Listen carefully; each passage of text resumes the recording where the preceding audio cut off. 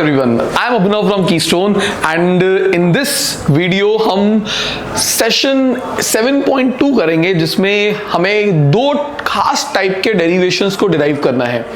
एक है acceleration due to gravity, but आपने सुना था एक्सेलरेशन ड्यू टू ग्रेविटी का वैल्यू होता है 9.8 metre per second square, but ये वैल्यू सिर्फ अर्थ की सरफेस पर होता है। अगर आप अर्थ की हाइट से बहुत ऊपर चले जाओ या बहुत नीचे चले जाओ तो इसका वैल्यू चेंज हो जाता है। तो बेसिकली हम तीन डेरिवेशंस करेंगे एक्सेलरेशन ड्यू टू ग्रेविटी के, जिसमें हम सरफेस, हाइट और डेप्थ सब इन्वॉल्व करेंगे।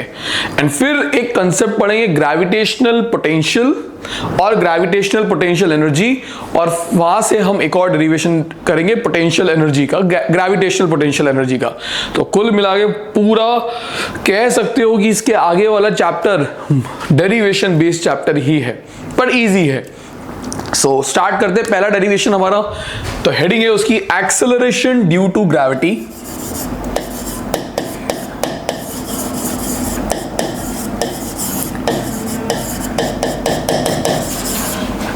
At the surface of Earth.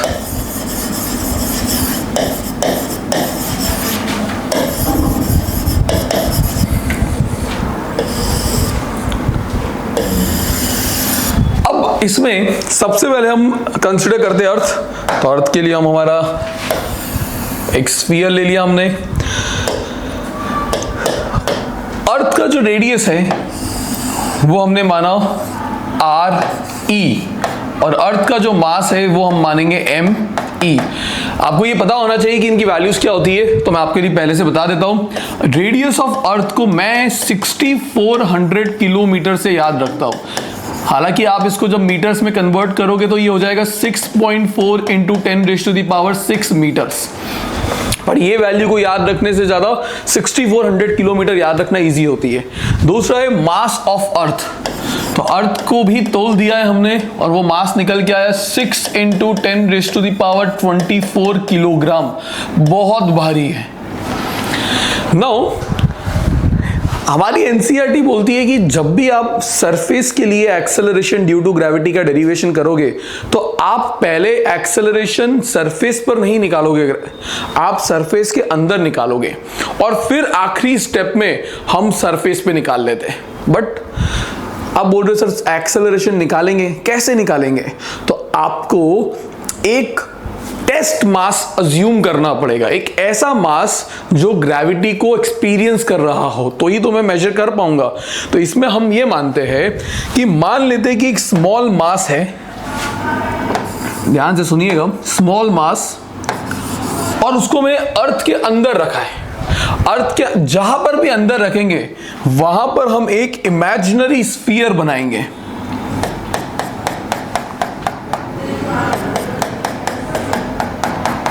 तो हमने अर्थ के अंदर उसको रखा और जिस पॉइंट पे रखा है वहां पे आप देख सकते हो मैंने एक इमेजिनरी स्फीयर बना दिया है। नाउ उस स्फीयर का कुछ मास भी होगा और कुछ रेडियस भी होगा। तो मान लेते हैं कि अंदर वाले स्फीयर का रेडियस क्या है, स्मॉल r, और इतने पार्ट का, ये वाले पार्ट का कुछ तो मास होना चाहिए, तो वो मास है m सबस्क्रिप्ट r। तो what is me, mass of earth? What is small m, mass of an object? And what is m subscript r, mass of inner sphere।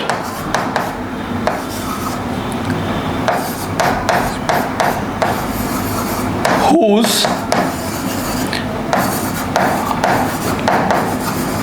radius is small r।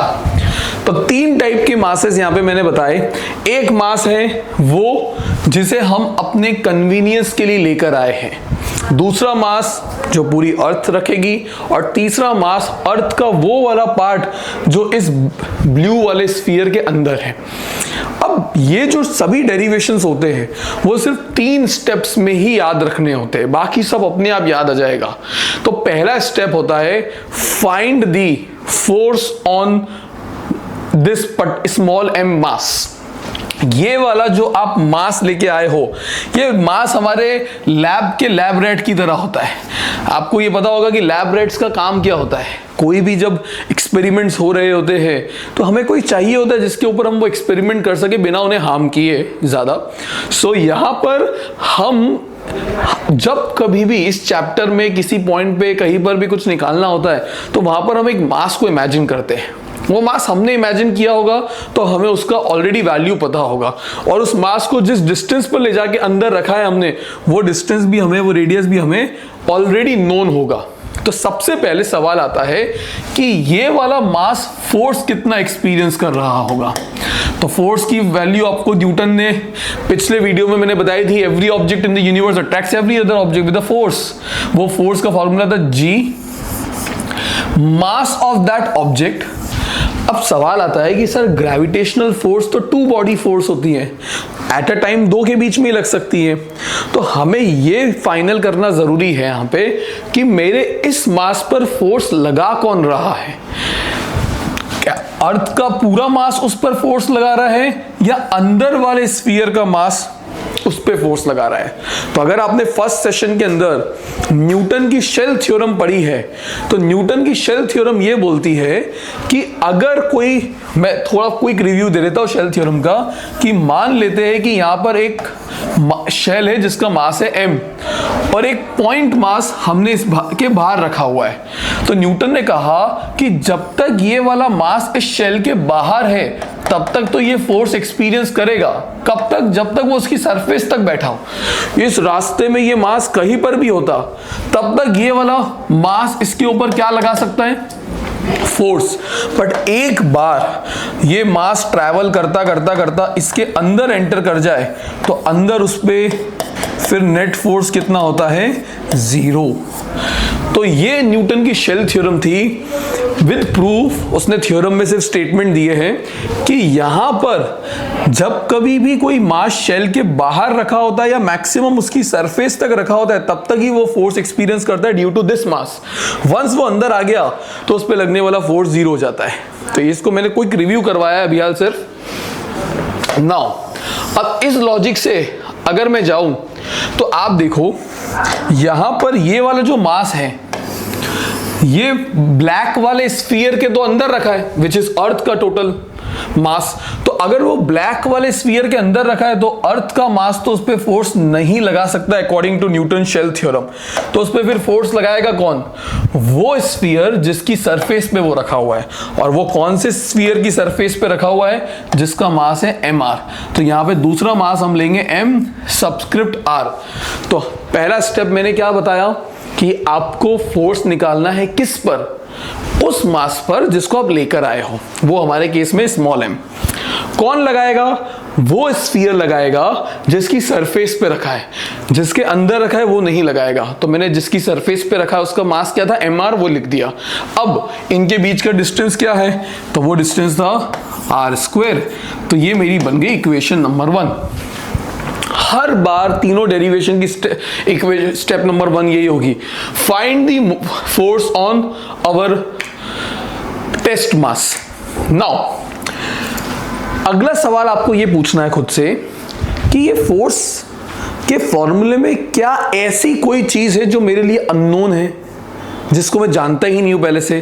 तो हम ढूंढते हैं। क्या capital G हमें पता है पहले से? यस, उसकी वैल्यू पता है हमें। क्या मास, जो ऑब्जेक्ट मैंने रखा है उसका मास मुझे पता होगा? यस पता होगा, मैं ही तो लेके गया हूं, मैंने स्टार्टिंग में बोला था। जिस डिस्टेंस पर ले जाके रखा है वो डिस्टेंस भी मुझे पता होगी सेंटर से। तो बेसिकली मुझे अर्थ का पूरा मास पता था, पर मुझे ये अंदर वाले स्फीयर का मास नहीं पता है, ये मेरे लिए अननोन है। तो सेकेंड स्टेप क्या होती? Find the unknown. तो पहला स्टेप होता है इस डेरिवेशन के पिवटल पॉइंट में, there are 3 pivotal points. First is find the force on this mass. Second point, जब आप फोर्स का फॉर्मूला लिख लेते हो तो फाइंड द अननोन। और अननोन निकालने का हर बार तरीका एक ही रहेगा। तो उसके लिए हम अर्थ को एक यूनिफॉर्म डेंसिटी का स्फीयर मानते हैं। यूनिफॉर्म डेंसिटी का स्फीयर का होने का मतलब क्या है कि अर्थ में किसी भी जगह पे अगर आप मास पर यूनिट वॉल्यूम निकालोगे तो वो रेशियो आपको सब जगह सेम ही मिलेगा। मतलब अर्थ की डेंसिटी हम कैसे मानते हैं? यूनिफॉर्म। तो as density of earth is uniform, ऐसा हालांकि हर जगह होता नहीं है, पर डेरिवेशन की सिंप्लिसिटी के लिए हम मान के चलते ही है। तो as the density of earth is uniform, तो अर्थ की पूरी डेंसिटी कितनी है, अर्थ का मास डिवाइडेड बाय अर्थ का वॉल्यूम। अर्थ एक स्फीयर है, तो वॉल्यूम ऑफ स्फीयर क्या होता है, 4/3 पाई आर ई क्यूब। ये तो अर्थ की डेंसिटी आई पूरा मास की।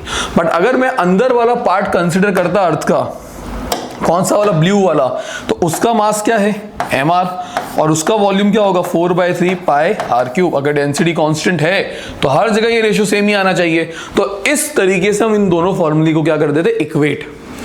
अब आप देखो तो ये 4/3 से 4/3 कैंसिल, और हम किसको ढूंढ रहे थे, फाइंड दी अननोन। तो एम आर को सब्जेक्ट बना लो।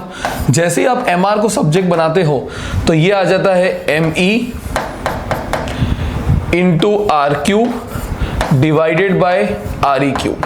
तो अब आप देखो, आपने एक एम आर का ऐसा फॉर्मूला बनाया जिसमें आने वाली सभी चीजें आपको पहले से पता होगी, अर्थ का मास, अर्थ का रेडियस, और जिस डिस्टेंस पे आपने मास को ले जाके रखा था। सो आई होप स्टेप नंबर 2 तक आपको क्लियर है। हालांकि अभी यार कंप्लीट नहीं हुआ स्टेप नंबर 2, इसको ले जाके यहां रखना भी पड़ेगा। So substitute the value in equation number 1। So now from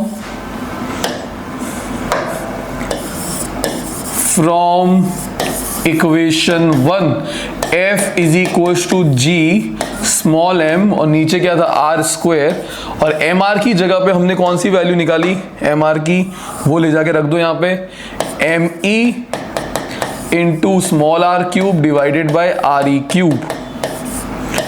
आप देखो यहाँ पे 2 स्क्वायर थे, यहाँ पे 3 था, ये कैंसिल आउट हो गया, और फाइनली ये formula f is equal to G M E M divided by R E cube into R, ऐसा कुछ फॉर्मूला आपको मिल जाता है। तो यहां आपकी स्टेप नंबर 2 डेरिवेशन की कंप्लीट हो जाती है, जहां पर मैंने स्टेप नंबर 1 बताया कि find the force on our test mass, जिसे हम लेके आए थे और हमने उसको अर्थ के अंदर रखा। हम इस पॉइंट पे जी का वैल्यू निकाल रहे पहले, फिर मैंने बोला फाइंड द अननोन। पूरे फॉर्मूले में एक अननोन था जिसको हमने डेंसिटी के कंसेप्ट से निकाला और उसको सब्स्टिट्यूट कर दिया। And last step, step number 3, खुद से सवाल पूछो, ये डेरिवेशन था किसका, ये तो था एक्सेलरेशन ड्यू टू ग्रेविटी, जिसको हम किससे रिप्रेजेंट करते हैं हमेशा, स्मॉल जी। ये तो साला कहीं पर भी नहीं दिख रहा है। तो यहां से आपको पता होना चाहिए कि फ्रॉम न्यूटन सेकेंड लॉ आप f को किससे रिप्लेस कर सकते थे, mg, तो f की वैल्यू mg रिप्लेस कर दो, और RHS तो जो था वही है।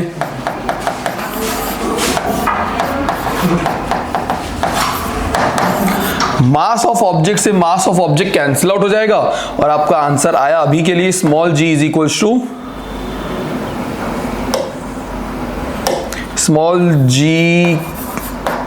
जी M E M upon R E cube into R. ये फॉर्मूला आपका अभी के लिए बना। This is not the final formula.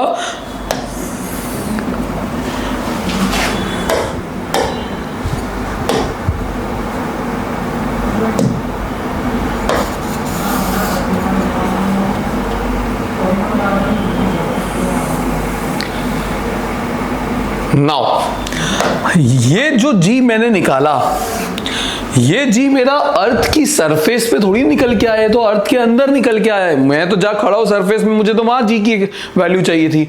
तो यहां पर हम बोलते हैं कि चुपचाप आखिरी स्टेप में आप क्या करो, इस मास को चुपचाप कहां ले जाके रख दो, अर्थ की सरफेस पर। अगर आप इसको अर्थ की सरफेस पे ले जाके रखते तो आपका इमेजिनरी स्फीयर तो फिर अर्थ की सरफेस के ऊपर ही बनता। मतलब इन दैट केस आप बोल सकते हो ना कि स्मॉल आर का वैल्यू आर ई के बराबर ही हो जाता। तो at surface radius of earth और वो इमेजिनरी स्फीयर का रेडियस बराबर हो जाएगा। तो ये कैंसिल आउट होके फाइनल आंसर क्या आएगा, G is equal to G M E upon R E square. तो ये आपका फाइनल आंसर आता, this is acceleration due to gravity at the surface of earth. Now we know that G का value 6.67 into 10⁻⁻11 होता है। मास और radius मैंने आपको यहां बता ही दिए थे। जब आप ये पूरी वैल्यू रखते हो तब आपको जी का वैल्यू मिलता है 9.8 मीटर पर सेकेंड स्क्वायर। तो कैलकुलेशन करने की जरूरत नहीं है, आप जस्ट वैल्यू सब्स्टिट्यूट करो और आंसर तो आपको 9th स्टैंडर्ड से पता है, वो आप लिख सकते हो, जिसको आप 10 मान के चलते हो। तो this is our first derivation, acceleration due to gravity at the surface of earth. अब किसी को लग सकता है सर इतना झमेला क्यों किया, सरफेस पे रख देते, पहले से रख सकते थे और शायद 2 लाइन में ये डेरिवेशन खत्म भी हो जाता, बट एनसीईआरटी में ये दिया नहीं है ऐसे, तो हमको करना ऐसे ही पड़ता है। बट इसमें नुकसान आपका कुछ हुआ नहीं, क्योंकि पर्टिकुलरली आपको इसमें 3 डेरिवेशन डिराइव करने हैं इस टॉपिक के अंदर, और एक डेरिवेशन तो डेप्थ में ही था। तो अगर मैंने डेप्थ पे पहले निकालना सीख लिया है तो इसमें से आधी से ज्यादा स्टेप तो सेम ही रहने वाली है, डेप्थ वाली कोई चेंज नहीं होगा। तो आपका एक डेरिवेशन को सीखने से 2 डेरिवेशन लर्न हो जाएंगे, तो आपका बेनिफिट ही है इसके अंदर। Now before going to next derivation, मैं कहूंगा आपको ये इक्वेशन, ये रिलेशनशिप देखो। इस रिलेशनशिप से आप देख सकते हो कि small g is directly proportional to small r आ रहा है। इसका मतलब क्या है, r क्या था, एक उस स्फीयर का रेडियस जहां पर आप ये मास रखते हो। तो अगर आप मास को थोड़ा और अंदर रखते तो स्फीयर थोड़ा और अंदर बनता, मतलब थोड़ा r का और कम आता। तो ये रिलेशनशिप बताता क्या है कि जैसे जैसे आप सेंटर ऑफ अर्थ से सरफेस की तरफ मूव करोगे, आर बढ़ेगा, और आर के साथ साथ कौन बढ़ेगा, एक्सेलरेशन ड्यू टू ग्रेविटी। तो एक कंक्लूजन में बाद में ग्राफ बनाऊंगा, तब मैं आपको ये याद दिलाऊंगा। तो अभी से ही बोल रहा हूं कि जब मैं कहूं कि अर्थ के सेंटर से सरफेस पे जाने पे जी बढ़ता है या कम होता है, तो ये बढ़ता है। उल्टा कहूं तो सरफेस से अंदर आने पर क्या होगा, तो जी कम होगा।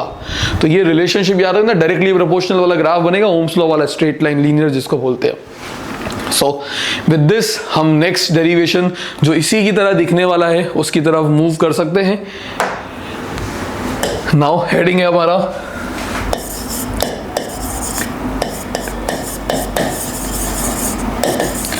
Acceleration due to gravity eight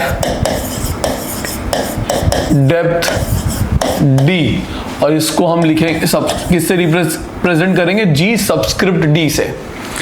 अब वापस से क्या इमेजिन करना रहेगा हमें, अर्थ है तो एक स्फीयर, उस स्फीयर का रेडियस क्या लेते हैं हम, अर्थ के स्फीयर का, हम अर्थ को ब्लैक कलर से रिप्रेजेंट करते हैं पूरा, पहले ब्लैक बोला था ब्लू आ गया। सो ये हो गया आपका अर्थ का रेडियस RE और अर्थ का मास ME। अब इस बार हमें क्योंकि इंटेंशनली एक्सेलरेशन की वैल्यू डेप्थ पे ही निकालनी या फॉर्मूला डेप्थ पे निकालना है, तो मेरे फॉर्मूले में डेप्थ d आना चाहिए। मुझे ये तो पता होना चाहिए ना कि कोई मुझसे पूछ ले कि अर्थ के अंदर गड्ढा खोद के अगर मैं लेट से 20 किलोमीटर अंदर चला गया तो 20 किलोमीटर नीचे g का वैल्यू क्या होगा, तो मुझे फॉर्मूले में 20 किलोमीटर का ही रखने की जगह तो मिलनी चाहिए। तो अब ये फॉर्मूला आएगा डेप्थ d के टर्म्स में। तो हम ये मानेंगे कि हमने वो मास को अर्थ की सरफेस से कितना अंदर रखा हुआ है, d डेप्थ अंदर। अगर हमने उसको d डेप्थ अंदर रखा और यहां पर मैंने वापस एक स्फीयर इमेजिन किया, तो फिर अंदर वाले स्फीयर का रेडियस क्या होगा, तो इतना था, पूरा था RE अर्थ का रेडियस, और RE में से अगर मैं d वाला पार्ट माइनस कर दूं तो अंदर वाले का रेडियस क्या मिलेगा, RE माइनस d। तो जहां मैंने पीछे वाले डेरिवेशन के अंदर वाले का रेडियस स्मॉल r माना था, वहां पर मैं यहां पे क्या मानूंगा, RE माइनस d, और अंदर वाले स्फीयर का इस बार हम मास लेंगे m डैश।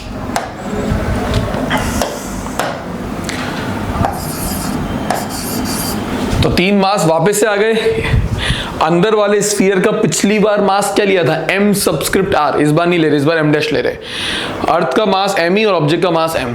तो पीछे वाले डेरिवेशन में जहां पर भी मैंने स्मॉल r लिखा था वो सब रिप्लेस हो जाएगा RE माइनस डी से, और जहां पर भी मैंने MR लिखा था वो सब रिप्लेस हो जाएगा M डैश से।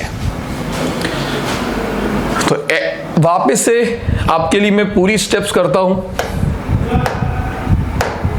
नाउ मैंने बोला था स्टेप नंबर 1 क्या होती, find the force, find the force. तो F is equal to G, किस पर फोर्स, उस मास पे जिसको हम लेके आए, GM। दूसरा कौन सा मास इस पर फोर्स लगा सकता है, अर्थ के अंदर है, M डैश की सरफेस पर है तो सरफेस वाला लगा सकता है, तो M डैश डिवाइडेड बाय इनके बीच का डिस्टेंस अब क्या रह गया है, RE minus D whole square. I hope आपको पहली स्टेप क्लियर है, find the force. Second force थी find the unknown, second step. Unknown में M डैश अननोन था हमारा, बाकी सब हमको पता होगा क्योंकि जिस डिस्टेंस पर तुमने ले जाके रखा है तुम्हें वो पता है, RE पता है, जिस मास को खुद लेके गए हो तो खुद को तो पता ही होगा कितना मास है, और G पता है, तो M डैश ही हमारे लिए अननोन है। सो फॉर अननोन हम लिखते हैं as density of earth is uniform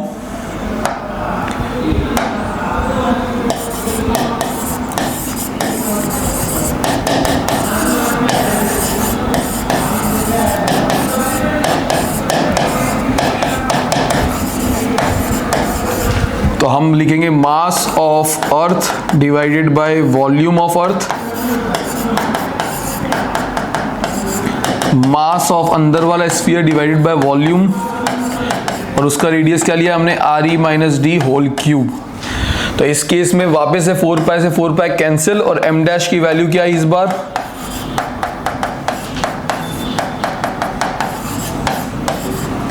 divided by RE cube.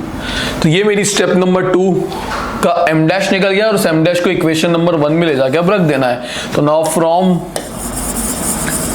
Equation 1 F is equal to G M bye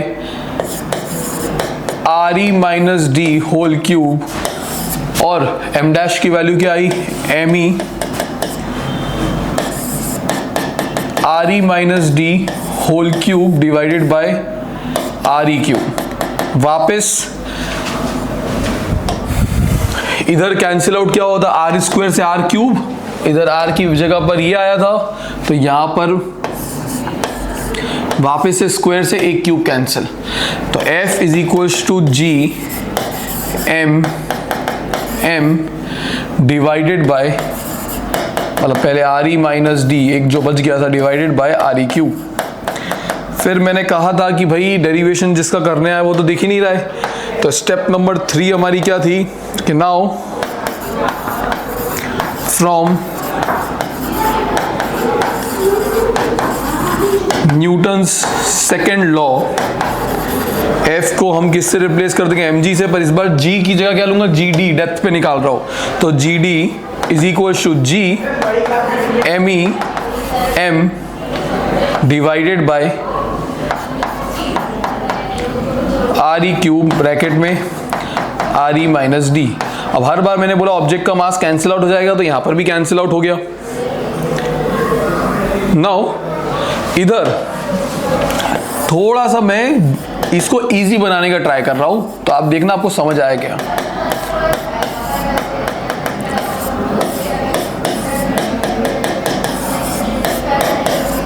क्या किया मैंने नीचे जो RE क्यूब था उसके टुकड़े कर दिए, बाकी एज इट इज ही रखा है मैंने। उससे हुआ क्या, मैंने आपको पिछले डेरिवेशन में ये बताया था कि देखो G ME upon RE square की वैल्यू क्या है, स्मॉल g। तो अगर इसकी वैल्यू ऑलरेडी मुझे पता है स्मॉल g, तो मैं यहां पर क्यों हर बार डेरिवेशन न्यूमेरिकल करते हो इन सबकी वैल्यू रखूंगी, तो मुझे पहले ही पता है ये तो G एट सरफेस था, और RE बाय RE क्या होता है, 1 माइनस d by RE। तो this is your final formula of acceleration due to gravity at depth d। तो ये फॉर्मूला है। अब आप डेप्थ की वैल्यू बढ़ाओगे, ऑब्वियसली बात है ये रेशियो बढ़ेगा, g का वैल्यू कम होते चले जाएगा। सो ये आपका डेरिवेशन हो जाता है सेकेंड वाला, acceleration due to gravity at depth D. मैं साइड में हट जाता हूँ, आप स्क्रीनशॉट ले सकते हो, आप पॉज करके डेरिवेशन लिख सकते हो। हालांकि डेरिवेशंस लिखते वक्त कंसिडरेशंस इक्वली इंपॉर्टेंट होते हैं, जो मैं यहाँ नहीं लिख रहा हूँ, आपके नोट्स में आपको मिलेंगे।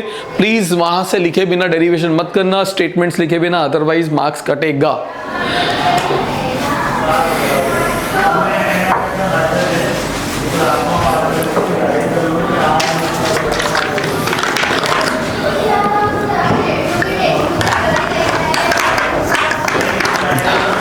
Now, third derivation of acceleration due to gravity at height h, उसमें 3 की जगह 2 ही स्टेप होगी, देखना। तो हेडिंग डालते हैं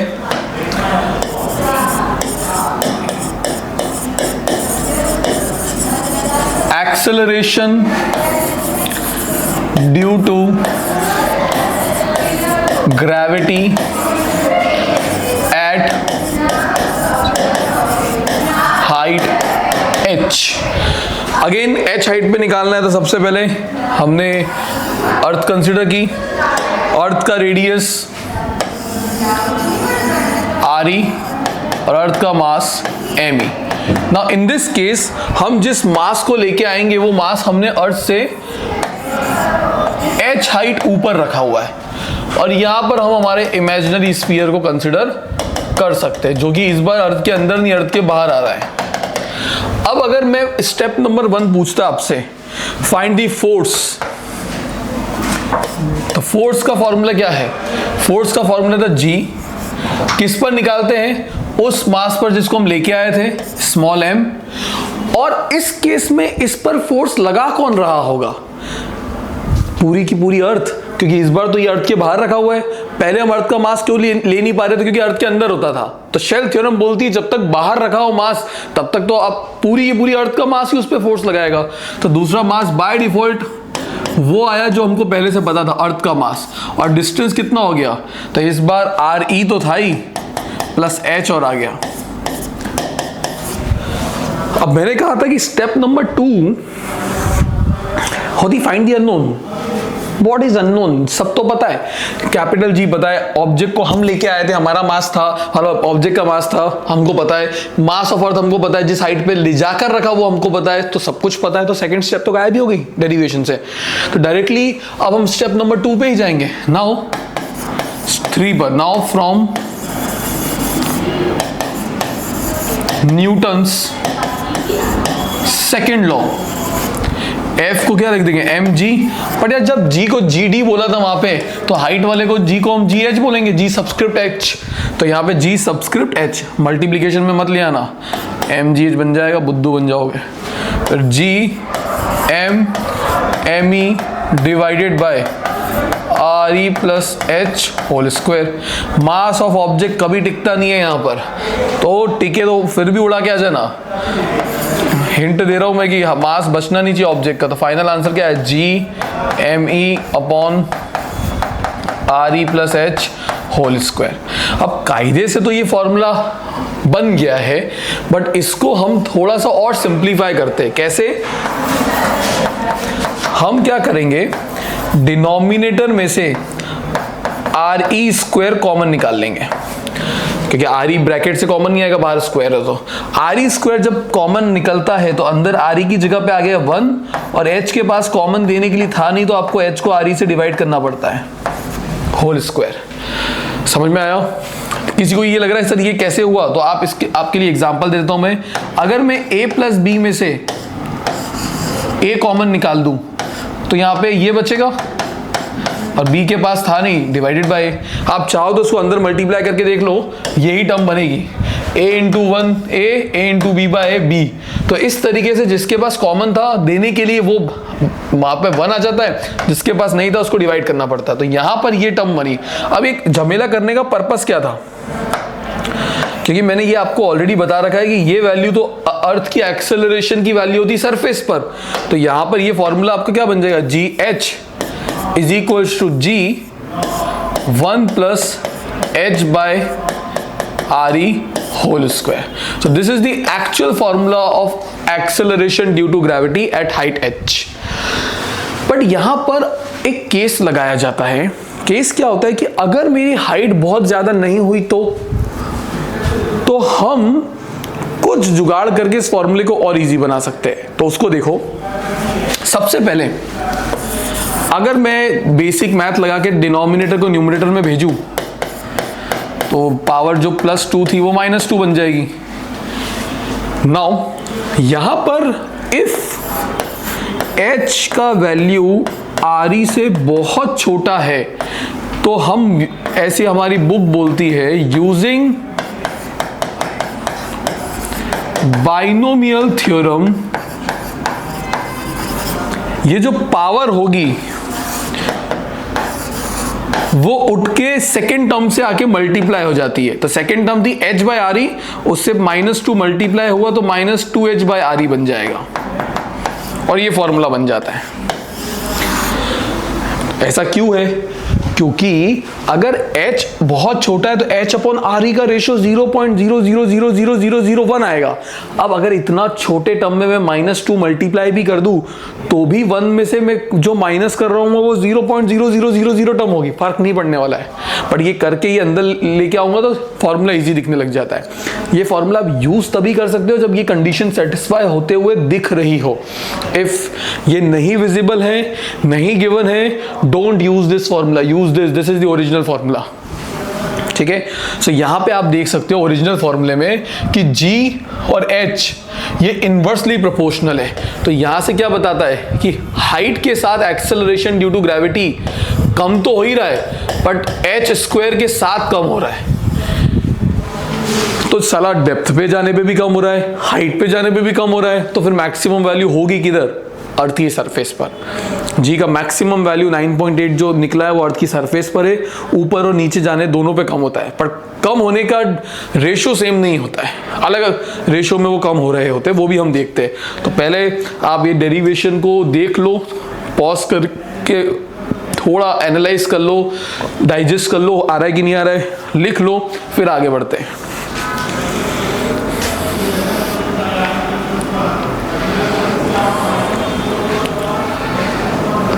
नाउ इन तीनों के बेसिस पे अगर एक ग्राफ बनाया जाए तो ग्राफ कैसा बनेगा, उसके लिए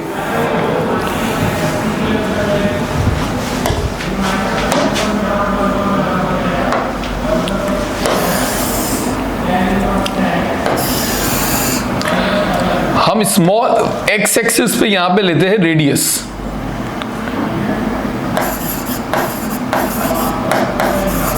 स्मॉल r, और y एक्सिस पे लेंगे स्मॉल g जिसकी यूनिट क्या होगी? मीटर पर सेकंड स्क्वायर।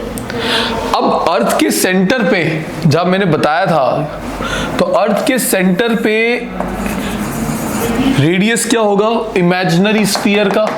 अर्थ के सेंटर पे 0, फिर वो बढ़ते बढ़ते बढ़ते बढ़ते बढ़ते बढ़ते अर्थ की सरफेस पर पहुंचा मेरा ऑब्जेक्ट, तो वहां पर मेरा स्मॉल r का वैल्यू अर्थ के रेडियस के बराबर हो गया। तो ये वो रीजन था जब मेरा स्मॉल r फर्स्ट केस, मैं दिखा देता हूं आपको अगर आप शॉर्ट टर्म मेमोरी लॉस वाले हो तो, कि यहां पे देखो जब आपने ऑब्जेक्ट को अंदर कंसीडर किया था तो आपका g is directly proportional to r आया था, ये मैंने आपको समझाया था। तो ऐसे केस में ये वो रीजन होगा जहां आपका इमेजिनरी स्फीयर का रेडियस अर्थ से छोटा है, और ये वो रीजन होगा जहां, अब ये वाला केस जहां ऑब्जेक्ट अर्थ के बाहर निकल चुका है तो इमेजिनरी स्फीयर का रेडियस अर्थ के रेडियस से बड़ा आएगा। अगर हम ग्राफ देखें तो मैंने कहा था स्मॉल g की वैल्यू सेंटर से सरफेस तक जाने के लिए तो बढ़ती है, तो जो ये बड़ी किस फॉर्मूले से बड़ी? g is directly proportional to r। तो जैसे जैसे आपका ऑब्जेक्ट अर्थ के सेंटर से सरफेस तक जाएगा g बढ़ेगा, फिर g जब अर्थ की हाइट से ऊपर जाना स्टार्ट हुआ तो आपने देखा g वापस से कम होना स्टार्ट हो गया, पर अब इनवर्सली प्रोपोर्शनल है, तो ये ग्राफ ऐसा चला गया। यहाँ है g is inversely proportional to h²। तो अर्थ के सरफेस पर उसकी मैक्सिमम वैल्यू थी 9.8 और यूनिट मीटर पर सेकंड स्क्वायर। बाकी अंदर जाने पर भी कम हो रही है, बाहर जाने पर भी कम हो रही है। तो ये ग्राफ आपको एग्जाम में बनाने को आता है इस डेरिवेशन के साथ में, विद लेबलिंग प्रॉपर बनाना रहेगा आपको ये ग्राफ। नाउ अगर आपसे कोई पूछता कि सर नीचे जाने पर भी कम हो रहा है, ऊपर जाने पर भी कम हो रहा है, तो फिर GD और GH की वैल्यू कब सेम होती होगी, उसका रिलेशनशिप क्या होता होगा? तो उसके लिए देखो GD का फॉर्मूला यहां पर ये GD था, सॉरी GH था, तो GH के फॉर्मूले को मैं GD से इक्वेट कर दूंगा। व्हाट इज GH का फॉर्मूला? यहां से GH का फॉर्मूला है G1 - 2H अपॉन RE, और GD का फॉर्मूला पीछे क्या आया था? GD का फॉर्मूला आया था G1 - D/RE, तो ये आ गया G1 - D/RE। G से G कैंसिल, 1 से 1 कैंसिल, माइनस से माइनस कैंसिल, RE से RE कैंसिल, बेसिकली D की वैल्यू कितनी आई? 2H। मतलब ये वो रिलेशन मिला जहां पे हाइट और डेप्थ पे G का वैल्यू सेम मिलेगा। एक एग्जांपल से बताता हूं, सपोज करो कि G का वैल्यू मैक्सिमम 9.8 है। 9.8 वैल्यू कम होते होते होते होते होते होते कहीं तो जाके 8 होगा, और जमीन में भी खोदते खोदते जब अंदर जाओगे कहीं तो जाके 8 होगा, कम ही हो रहा है तो कितना ऊपर जाना पड़ेगा सो दैट, और ये कितना नीचे जाना पड़ेगा सो दैट G का वैल्यू आपको सेम मिले? तो मान लो अगर आपको G का वैल्यू 8 5 किलोमीटर की हाइट पे मिला, सिर्फ एग्जांपल दे रहा हूं, 5 किलोमीटर जब आप ऊपर गए तो G का वैल्यू आपको कितना मिला? 8। तो जमीन के अंदर कितना जाना पड़ेगा सेम वैल्यू ऑफ 8 लाने के लिए? तो अगर H की वैल्यू 5 है तो 5 किलोमीटर इंटू 2 10 किलोमीटर, मतलब 10 किलोमीटर जब आप जमीन के नीचे जाओगे तब आपको एक्सेलरेशन का वैल्यू सेम मिलेगा जो 5 किलोमीटर हाइट पे मिल रहा था आपको। तो दोनों में कम तो होता है, सरफेस से ऊपर जाने पर या सरफेस से नीचे जाने पर, सेम रेशियो में कम नहीं होता है। तो this is all about acceleration due to gravity. तीनों डेरिवेशन मैंने आपको बता दिए विद दिस रिलेशन। अब इस सेशन में एक डेरिवेशन और बचता है which is gravitational potential energy का, हम वो करते हैं इसके बाद। तब तक के लिए आप ये वाले 3 डेरिवेशन, उस पे जाने से पहले आई वुड रिक्वेस्ट कि आप 3 डेरिवेशन ये अच्छे से करो, ये एग्जाम्स में आते हैं, important for your exam.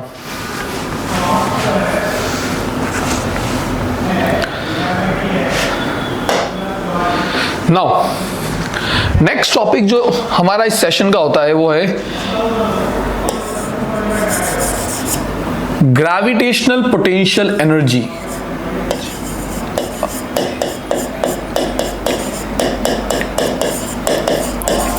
Gravitational potential energy. अब ये ग्रेविटेशनल पोटेंशियल एनर्जी जब जब आई है, इससे पहले भी तो आपके टीचर ने आपको ये तो बताया ही होगा कि पोटेंशियल एनर्जी का कंसेप्ट क्या होता है। हमने वर्क एनर्जी थ्योरम के चैप्टर में ये पढ़ा था कि जब जब हम किसी ऑब्जेक्ट के ऊपर नेगेटिव वर्क करते हैं तो हमारी जो काइनेटिक एनर्जी होती है वो बढ़ने की बजाय कम हो जाती है। अब जब काइनेटिक एनर्जी कम होती थी तो एक सवाल आता था एनर्जी गई किधर? तो 2 ऑप्शन निकलते थे, इधर तो वो सराउंडिंग में लॉस हो गई है, डिसिपेट हो गई है in the form of heat, light और साउंड, और या चुपचाप वो सिस्टम के अंदर बैठी है स्टोर होके, किस फॉर्म में? In the form of potential energy. तो फिर सवाल आता था सर डिसाइड कौन करता होगा कि हमारी एनर्जी स्टोर होगी या डिसिपेट? तो आंसर निकल के आया था कौन सी फोर्सेस सिस्टम के ऊपर काम कर रही होती थी। अगर किसी सिस्टम पे कंजर्वेटिव फोर्सेस वर्क कर रही हो तो हमेशा हमारा किया हुआ वर्क वेस्ट नहीं होता है, वो सिस्टम के अंदर स्टोर हो जाता है in the form of potential energy. But अगर कंजर्वेटिव फोर्स की जगह non conservative forces like friction काम कर रहा हो तो वो इंस्टेंटली डिसिपेट हो जाता है in the form of heat, light और साउंड। अब फिर पोटेंशियल एनर्जी का कंसेप्ट क्या बन गया? तो आपको ये पता होना चाहिए कि हर बार हर डेरिवेशन में जब भी आपका टीचर आपको पोटेंशियल एनर्जी का डेरिवेशन करवाएगा वो आपको कहेगा कि पोटेंशियल एनर्जी निकालने का एक ही तरीका होता है, find the work done against conservative force.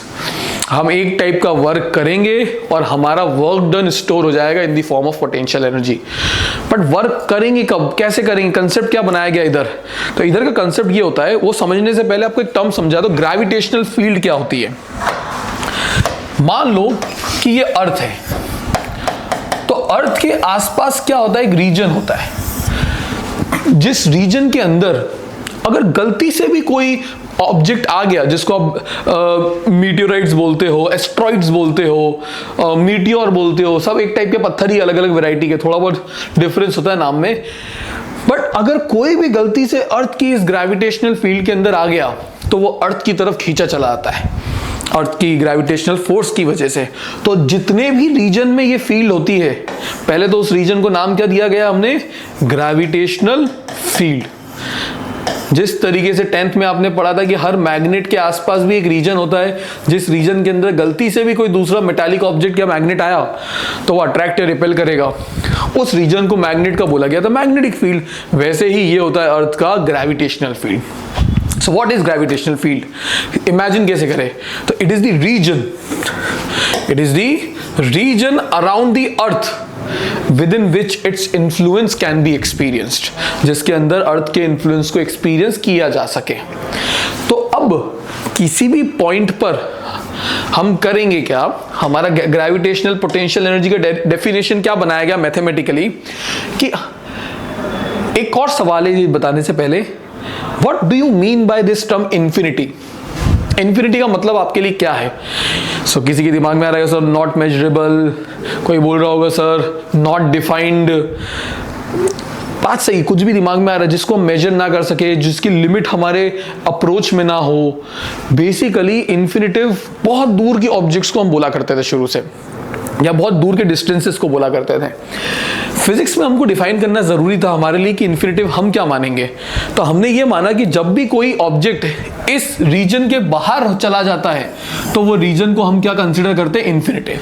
मतलब अर्थ की ग्रेविटेशनल फील्ड के बाहर जो कुछ भी है वो हमारे लिए क्या होगा, इन्फिनिटी। अब रूल ये बनाया गया पोटेंशियल एनर्जी का कि हम एक ऑब्जेक्ट को लेंगे। हर बार मैंने कहा था कि इस चैप्टर में हम जब भी किसी ऑब्जेक्ट की हेल्प लेंगे वो हमारा टेस्ट मास होगा, लैब रैट।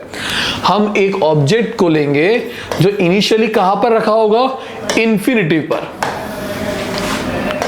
कहां पे रखा है वो, इन्फिनिटी पर। वहां से इसको अर्थ की ग्रेविटेशनल फील्ड के अंदर लेके आएंगे।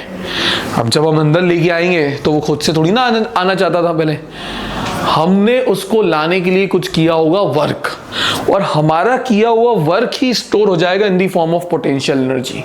तो ये जो डेरिवेशन हम करने जा रहे हैं ग्रेविटेशनल पोटेंशियल एनर्जी का, उसका तरीका क्या बनाया गया कि gravitational potential energy is defined as the amount of work done, जो वर्क हम करेंगे उसको इन्फिनिटी से अंदर लाने के लिए, the amount of work done in bringing a mass from infinitive to a given point in gravitational field is called gravitational potential energy।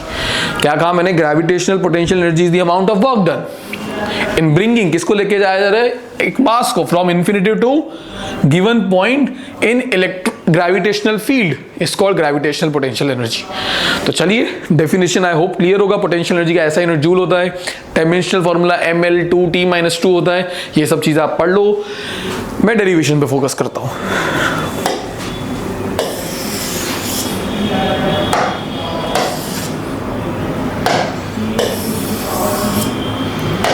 Now वापस से हमको एक अर्थ बनानी है, तो फिर से अर्थ बना लेते हैं हम।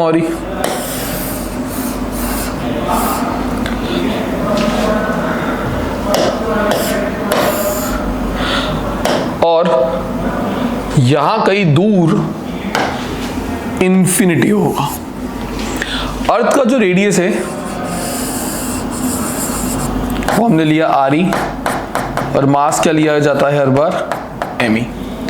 अब एक टेस्ट मास है जिसको हम इन्फिनिटी से कहां लेके आने वाले हैं, अर्थ की ग्रेविटेशनल फील्ड के अंदर। ये बनाना मत, आपके एग्जाम सिर्फ रेफरेंस के लिए बना रहा हूं कि मान लो कि ये अर्थ की ग्रेविटेशनल फील्ड होती, तो मैं बेसिकली उस ऑब्जेक्ट को अर्थ की ग्रेविटेशनल फील्ड के अंदर यहां लेके आना चाहता हूं, और इस पॉइंट का नाम मैंने दे दिया P। जिस P का distance from the centre of the earth क्या लिया गया है, आर।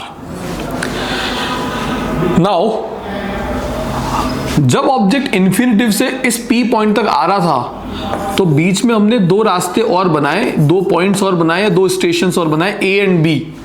और ये ए और बी इतने ज्यादा नजदीक हैं कि हम कह सकते हैं कि इनके बीच का डिस्टेंस क्या है, डी एक्स। अब अगर फिजिक्स ढंग से पढ़ लिया है आपने अभी तक इस चैप्टर तक आते आते, तो वो स्टूडेंट तो समझ जाएगा dx का मतलब क्या होता है। जब भी किसी आगे चीज के आगे d लग जाता है, dx dv dy, बेसिकली वो बहुत छोटी होती है।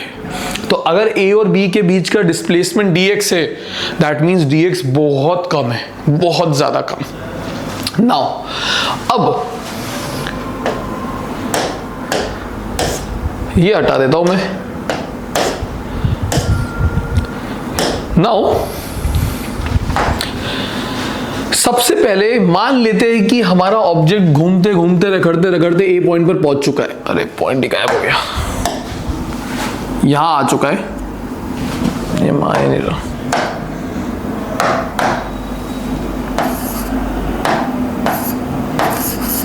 और पॉइंट ए का distance from the centre of the earth consider क्या किया गया है, x।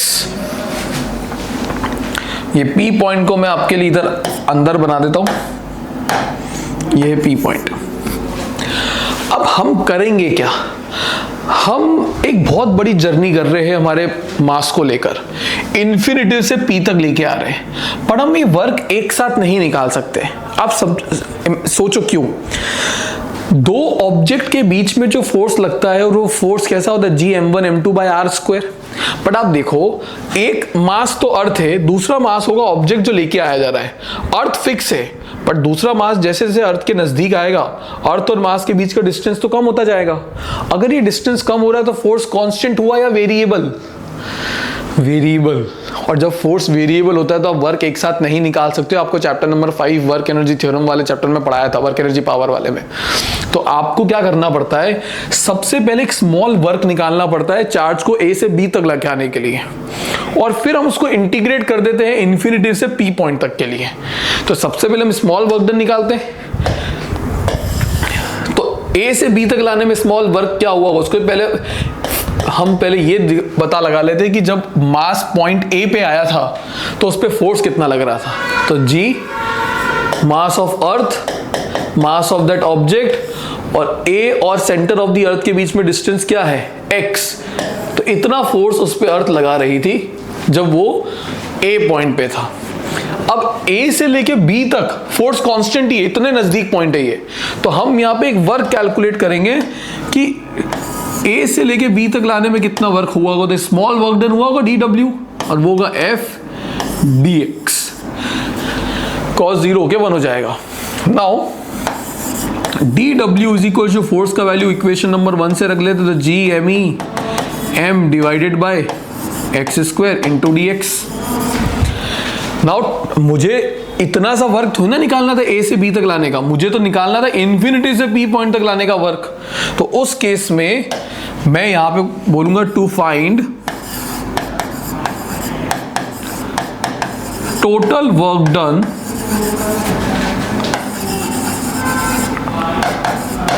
In bringing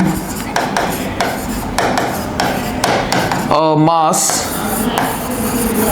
from infinitive to P। हमें dw को इंटीग्रेट करना पड़ेगा, तब जाके हमको टोटल वर्क डन मिलेगा। इनिशियली मान लो कोई काम हुआ ही नहीं था तो वो 0 था, और फाइनली हम टोटल वर्क डन W कर चुके होंगे। फिर dw का वैल्यू क्या है, तो G me m divided by x square into dx from. अब लिमिट्स क्या होगी, तो लिमिट्स देखो, इनिशियली अगर आपका पार्टिकल इन्फिनिटिव पर है तो वो अर्थ के सेंटर से कितना दूर हुआ, इनफाइनाइट डिस्टेंस दूर। तो मैंने यहाँ पे लिमिट रख दी इन्फिनिटिव। पर धीरे धीरे जब आप उसको P पॉइंट पे लेकर आ गए तो अब वो अर्थ के सेंटर से कितना दूर रह गया, R डिस्टेंस दूर रह गया। तो आपकी लिमिट्स क्या आ गई, from infinity to R। Now W is equal to, इस पूरे का आंसर तो W आया है, G कांस्टेंट है बाहर आ गया, मास ऑफ अर्थ और ऑब्जेक्ट कांस्टेंट है, बाहर आ गया। अंदर क्या बचा, x to the power -2 dx। मैंने नीचे वाले पार्ट को ऊपर लिख दिया, फ्रॉम इंफिनिटी टू r।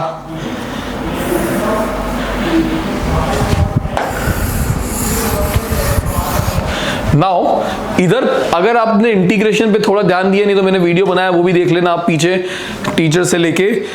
अगर यहां पर आपको ये पार्ट दिख रहा है तो आपको पावर रूल दिमाग में आ चुका होगा कि W is equals to G_MEM।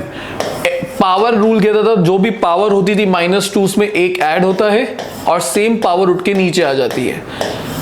कहां से कहां तक होगा, from infinity to r। Now -2 + 1 -1 होता है, तो ये हो गया -G_MEM। और ये जो x की पावर में -1 था उसको मैंने 1/x लिख दिया। लिमिट्स कैसे पुट की जाती है, तो लिमिट्स पुट करने के लिए हम G_MEM तो एज इट इज, और लिमिट्स पुट कैसे करेंगे, अपर लिमिट x की अपर वैल्यू थी r माइनस x की लोअर वैल्यू है इन्फिनिटिव, तो upper limit minus lower limit. 1/इनफाइनाइट को 0 बोला जाता है, तो बचेगा क्या,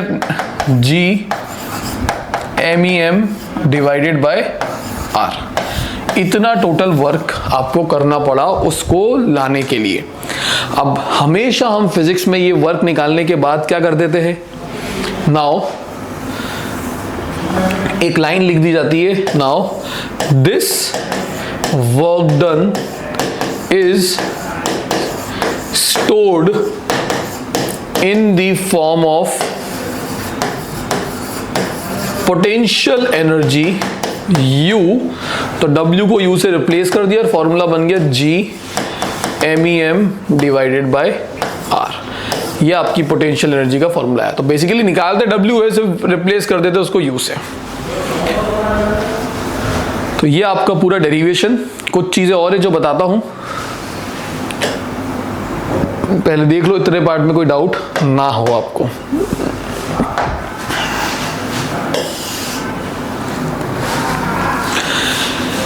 अब न्यूमेरिकल में क्या होगा, हर बार न्यूमेरिकल में मास ऑफ अर्थ नहीं आएगा, तो फॉर न्यूमेरिकल पर्पस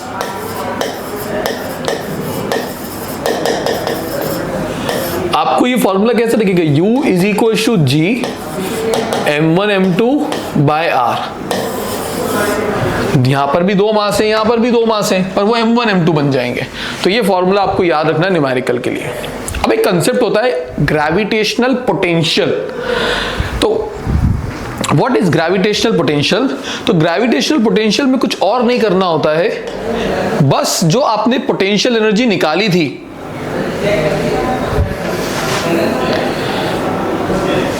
उसको मास से डिवाइड कर देना होता है।